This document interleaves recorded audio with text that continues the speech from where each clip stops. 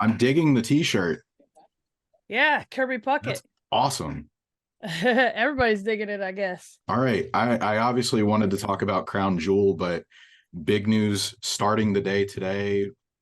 Bash in Berlin was just announced. Yeah. I wanted to get your comments on that. It's another big international event for WWE. It seems like it's becoming more of a regular thing with Money in the Bank, Elimination Chamber next year. Now we have this event. Thoughts on going to Germany for WWE's first premium live event? Man, I've always said that the international crowds are always like a little bit different energy, a little bit crazier. Like it's I'm excited, you know what I mean? Like it's really been successful for us to do these international things, you know, when you look at all the especially the past year or so. Um but yeah, the energy that international crowds bring, you see it translate into the show. I think it's going to be awesome. The internet told me you have German ancestry. Is that accurate? Baszler, it's a little bit of a German schwa in there, yeah. All right. I mean, it's on the internet, but you know how that goes. That's true. Uh, any any more meaning because of that, or is it just mostly as a competitor you're looking forward to it? I mean, yeah, I don't you know, if I'm being honest, it's not I don't know. I probably have family over there. I don't have anyone that I like keep in contact with that I know. Um but it's just a cool I haven't been able to spend a lot of time in Germany. I've been there to do shows with NXT and WWE and stuff like that, but I haven't had time to really spend and hang out and explore. So that would be cool. I know if it's anything like any other PLE event, we get there ahead of time so that we can do appearances in media and stuff, so we get a little bit of a chance to experience the city that we're in. That would be icing on the cake for sure. But you know, any chance I get to break people's limbs in front of a big excited crowd of people is good in my book. Normally, when we've talked a few times this year, I try to get your opinion on tape study, and Germany came to mind. CWA, Otto Wanz was big in that area. I know he's Austrian, but they were big in Austria and Germany. Any influences or any matches you watch from that era that sort of influence your work? Um, I, I, I, I guess I wouldn't put my finger on anything specifically. Obviously, that style of work, um, like suits my style. So, in study and stuff like that, there's a lot of. I always like to say this in fighting, but it's true in wrestling as well, that nothing is new, right? So, um, you'll think someone created this new finisher or something, and then something will pop up from like the 50s or something that like somebody was doing it. So I always like one of my favorite things to do is tape study from back in the, you know, back in the day. Mhm. Predates my lifetime, but that I actually like in tying that together with kind of the first thing we were talking about being excited to even go to Germany. um I always get excited when I go to places that are going to be more familiar with my style of wrestling. One of the hardest parts, especially when I was first starting out, is that I have a style of wrestling that isn't mass exhibited in especially in the United States right now. So you know, going to places like Germany, you know, pretty much anywhere in Europe or like Japan, these type of places where they're going to have a quicker understanding. And that's not to say no one in the United States understands, and I've been doing it long enough that people get it now, but at least my stuff personally. But yeah, that influence of that style very much in general influences things that I do. Mhm. I'm gonna butcher it, so I'm gonna paraphrase it, but it was like a philosopher's quote where they said something about what you're saying. It's like the same seven stories told over and over and over. It's just how you tell that Yeah. story. So I get where you're coming from. Yeah. That's and you could say that that's a whole nother podcast we could do, right? That's like you can say that about wrestling stories themselves, wrestling styles. That's such a good quote. Yeah. Before I transition, I just saw a video of Andre the Giant doing a pedigree.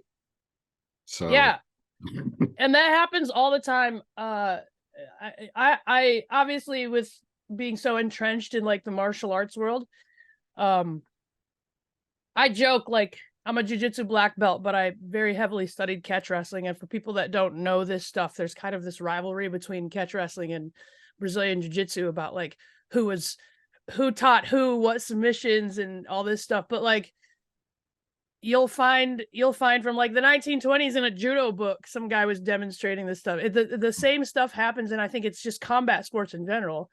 When you talk about like wrestling moves or fighting techniques or whatever, the body can only move so many certain ways. So it's stuff's gonna cycle like that.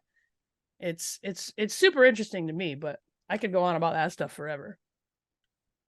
Another time. Yeah, I'll take you up on it. But for now, let's talk about Crown Jewel coming up November 4th. Big opportunity for you. It's a fatal 5-way for the Women's World Championship. The thing that I like about this match the most is that there's a lot of layers here. There's a lot of relationships between the competitors. Yourself, you have a history with Rhea in NXT, tag title runs with Nia. You infamously took her out on the steel steps a few years ago. After that sort of fell apart. What are you looking forward to most? I mean, we started talking about a big international event. This is another one. What are you looking forward to about the match and just getting a chance to compete in front of a crowd like that? Well, I think firstly, anytime you have a match like this with this many capable people, it's going to be exciting and action packed. There's not a lot of places with 4 other people in there to sit and take a breather. You know what I mean? So that's going to be the first thing for the fans. But for me personally, I like the prospect of so the other 4 girls in this match aren't just like 4 other girls in the division. This is like, you could legitimately make an argument that the 5 of us are like neck and neck for the top of the division. Obviously Rhea's the champion and she's a real dominant champion right now, but you could really argue that any of the other 4 of us could contend with her. I don't think it's a thing where it's like, this isn't like a throwaway match where, to have Rhea on the card, we're going to put her in a match. It's nothing like that. I think people aren't going to be surprised no matter who wins the match. You know what I'm saying by that? So I think for me, it's not just a win. Obviously winning the title is a thing and beating Rhea, but now I've also beat like 4 of the other top girls in the division. So each of us being legitimately contender worthy makes the win that much sweeter. So that's the thing I'm looking forward to the most, is that little like byline in my bio. Obviously Rhea's going to get a lot of attention. She's had a huge year. You've established yourself, Nia Jax has, and then to another extent, Zoe Stark's had a great year, like the stuff with Trish and Becky. So she's, a formidable competitor. And then Raquel, she knows what it's like to be a champion too. She's been in similar spots. So I agree with you that this isn't going to be a throwaway match. It's anybody's match. I think it's probably the toughest defense that Rhea's had to face by far. Yeah, especially like I said, with the 4 of us, there's nobody that's like the easy win. There's no easy target in this match. Even taking away the fact that you have to, it's a fatal 5-way. So whoever gets the win first, right? So you can't just think about beating one person. You legitimately do have to beat 4 other people, because everyone's going to be trying to stop you from beating someone else. And so I think, fans maybe joke, or there's comments on social media when we have a match like this and you're like, I beat 4 other people. And it's like, they're like, you beat 1. The others were in the match, but legitimately you have to beat 4 others. Because like I said, I need to lay out these 3 so that they don't stop me from pinning or submitting this one. And for Rhea, you put her in a singles match against any of the 4 of us, and that's going to be a tough match for her. So now she's got to deal with all the others. It's by far her toughest defense, I think. Let's do a little rapid fire. I'll just name somebody, and I want to get your immediate thoughts. Oh, geez. I'll mix it up a little bit. Let's start with Raquel. I think she's a dark horse. I think if anyone's being overlooked, it's probably her. She's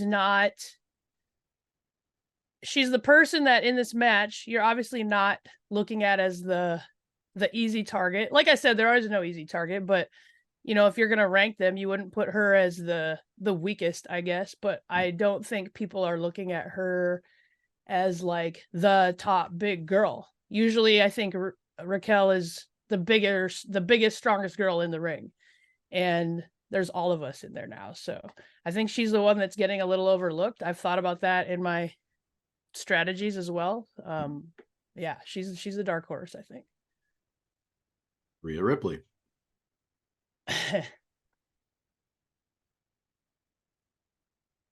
I think obviously Rhea Ripley is strong. But I think she's getting a little too comfortable. And I think when you look at, I know you said rapid fire. When you look at fight sports in general, when the champ starts getting comfortable is when things starts turning around. So I think this is an opportunity for any of us to take advantage of now because she's getting a little too comfortable. Let's stick with the double R theme, Ronda Rousey.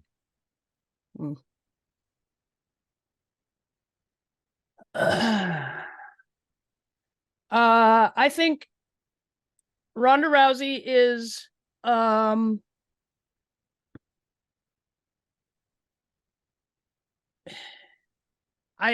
this is gonna sound silly, but I'll explain, even though this is rapid fire. I think she's underappreciated. I think people like to hate her for whatever reason, and it's been that way in MMA. It's because she doesn't mince her words, but people like to, because they don't like her personally, they like to kind of try to erase what she's done for women's sports, women's combat sports, the UFC, the WWE. They like to minimize that just because they don't like her personally, and I think that's a shame. I might not be on probably the best terms, but I will never deny that she did a lot for women's combat sports. So I think she's underappreciated in some sense. You guys have a lot of history in WWE. We haven't seen her since SummerSlam. She seems happy, and obviously that's social media, but would you have anything, not talking about her accomplishments, but would you have anything to say if she came back to wrestling? Seems like now she's not, or we don't know what's going to happen next, but would you have anything to say? Because it seems like after that match, you kind of took pride or had a chip on your shoulder for being the person to sort of. Well, I'm the only person in MMA. I don't want to say the R word. Or WWE to submit her. So I think that says a lot. And I don't want to say that I think when you look at someone like Ronda, obviously she's mentally tough. She's physically capable. I don't think it's a thing where like I beat her and broke her into retirement. I know that, you were sort of insinuating that, but I think it might be a thing where look, me and Ronda, she's one of the closest friends I've ever had. And it's a weird place right now. It's funny because my nieces, they're 10, they're twins. And then I have one older niece that's 12, but they called me after that match and they were like, all right, now that that's over and you've proven your point, like, did you block Ronda off your phone? And I was like, no, she's still in my phone. And they were like, maybe you should think about calling her and apologizing now. and that was my nieces. And you know, I know Ronda, like she loves nothing more than being a mother. That's like her number one thing. So I know she's perfectly happy right now. But if she wanted to come back, obviously to clear the air, no matter which direction that would be, we would need to settle something. And I'm not saying settle it in the ring, like this is not a promo or anything, but there would need to be some discussion about what's going on or what's going to happen, or let's leave each other alone, look, whatever, you know, however that would be. There's definitely like, you know, when you walk in the room and you know, you're like, there's definitely some tension in the air. I don't maybe know what's going on. I think that's kind of where me and Ronda are at right now. It's not like we're not hating each other like we were when she was there at the end. We have a lot of history that means a lot. But we can't just ignore what happened at the end either. So I didn't want to insinuate retire because you know how that goes in wrestling. Yeah. But it's amazing how insightful and inquisitive kids are. So yeah, I know. I love talking to my nieces because they really like, sometimes in wrestling and fighting and whatever, we get so entrenched in what we're doing that we just forget the easy path, right? Like my favorite thing, my sister always sends me a video of my nieces watching me wrestle and just hearing their comments like, well, why wouldn't she just do this? And I'm like, oh yeah, why didn't I just do that? That's obvious. You know what I mean? So I really like their insight, but it was so simple to them, you know, just call her up and apologize. It'll be fine. Well, it's always that easy. We just we as adults need to get there and at our own pace. So, all right, last rapid fire. Shayna Baszler. Oh man, what do I think of myself? I think that I think I've at least cemented enough of a legacy, especially if you followed me through NXT, that I'm always in a position to be a serious threat, a serious contender. I think it's the legitimacy I bring and the type of damage I cause to people in the ring. I think if you've actually paid attention to my career, there's, you know, let's say this match was whoever, Rhea versus Raquel. I think that no matter who wins that match, if I were to come out on stage and attack the winner, immediately everyone would be like, oh no, Shayna, she's back, she's gonna break someone's arm. Like, I don't think I would ever be considered like a easy win. So I think I've at least done enough work in my career to cement the fact that I'm always a serious threat, no matter what I've been doing recently or what.